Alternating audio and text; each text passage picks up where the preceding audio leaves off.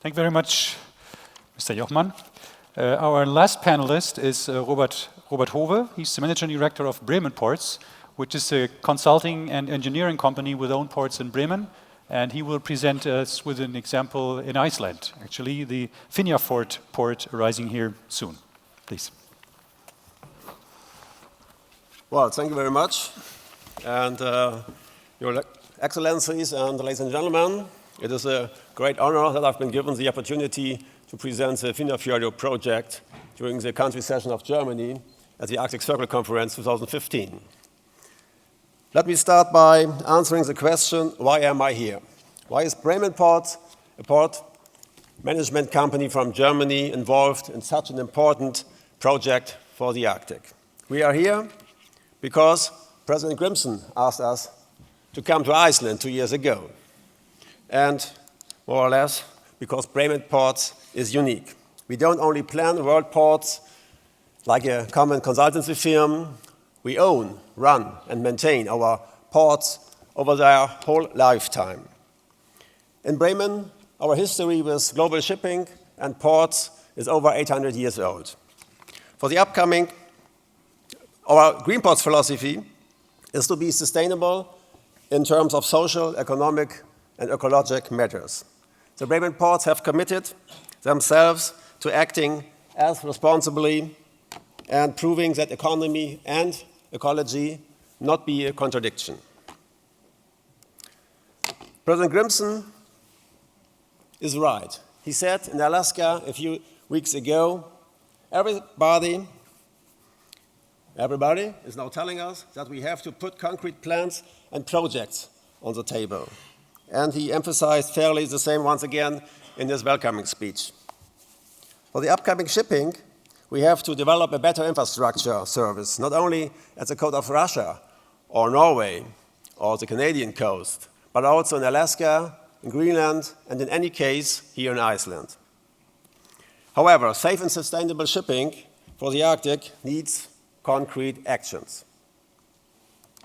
What have we done so far? In the last 2 years, we've evaluated and investigated whether the Finnafjord is suitable for developing a greenfield deep-water port in the township of Thorshavn.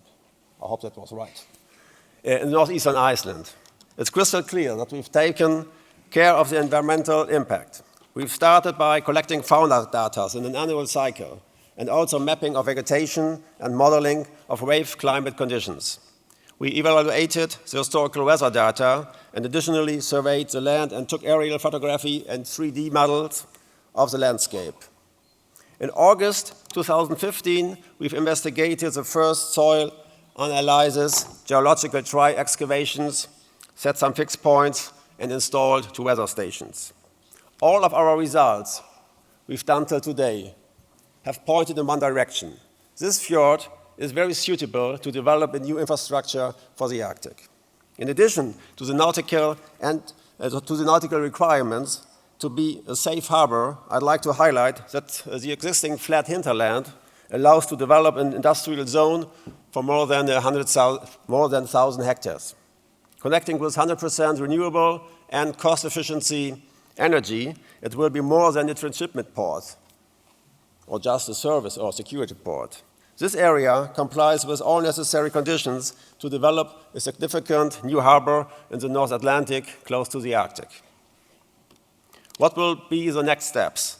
We have to go into more details and further our research in hydrology, morphology fields, as well as in marine biology, for example, exploration of the littoral zone and the benthic macrofauna.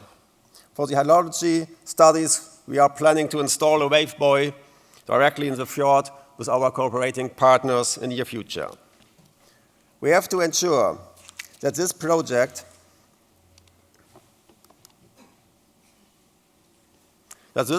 will be understood from our understanding as an opportunity for the Arctic. The first steps have been done. A working group under the leadership of the Icelandic government has already been established.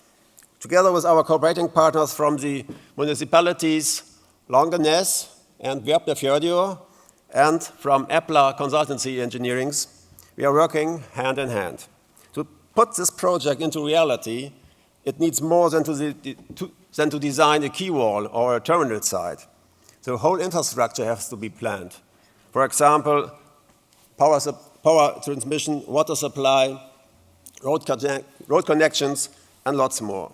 Furthermore, we have to identify potential investors and lead the way in developing a feasible business model for the port or their industrial interest. That means to start with finalizing a concession plan with all cooperating partners involved.